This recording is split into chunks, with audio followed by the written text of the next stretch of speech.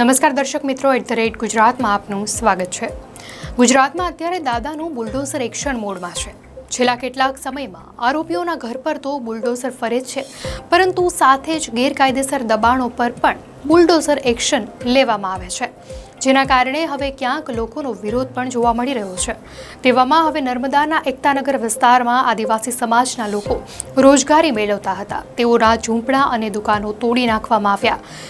Kevadia statue of unity પાસે લારી ગલ્લાવાળા ઊભા રહે છે, જ્યાં આજે સ્થાનિક તંત્ર અને પોલીસ દ્વારા ડિમોલિશન કામગીરી હાથ ધરવામાં આવી હતી, જેને લઈને આજે ધારાસભ્ય ચૈત્ર વસાવાની પ્રતિક્રિયા સામે આવી છે અને આ મામલે તેમણે સરકાર પર આકરા પ્રહારો કર્યા છે।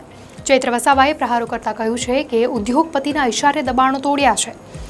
ચૈત્ર વસાવાએ સરકાર સામે સવાલો ઉઠાવ્યા છે।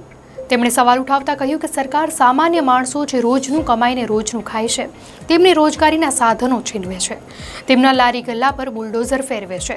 પણ આ મંત્રી બચુ ખાબડ, જેના દીકરાએ મનરેગા કૌભાંડ આચર્યું, કે પછી ભીખુસિંહ પરમાર, જેના દીકરાનું નામ BZ કૌભાંડમાં સંડોવાયેલું છે, સરકાર આ લોકોના ઘર પર શા માટે બુલડોઝર નથી ફેરવતી?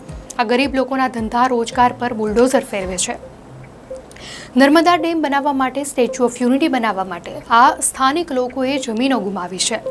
આ જગ્યા પર સ્ટેચ્યુ ઓફ યુનિટીના લોકાર્પણ સમયે વડાપ્રધાને સ્થાનિક લોકોને રોજગારી મળશે તેવી વાતો કરેલી, પરંતુ રોજગારી મેળવતા લોકોના ઝૂંપડા અને દુકાનો તોડવામાં આવ્યા। સ્થાનિક ધારાસભ્ય અને સાંસદ એકતા રથ લઈને ગામડે ગામડે ફર્યા, તે વખતે રોજગારીની વાતો કરવામાં આવી હતી। આજે તે આદિવાસી પાછળ મકાનો તોડવા માટે મોટા JCB ફરે છે તેવા આક્ષેપો કરવામાં આવ્યા હતા।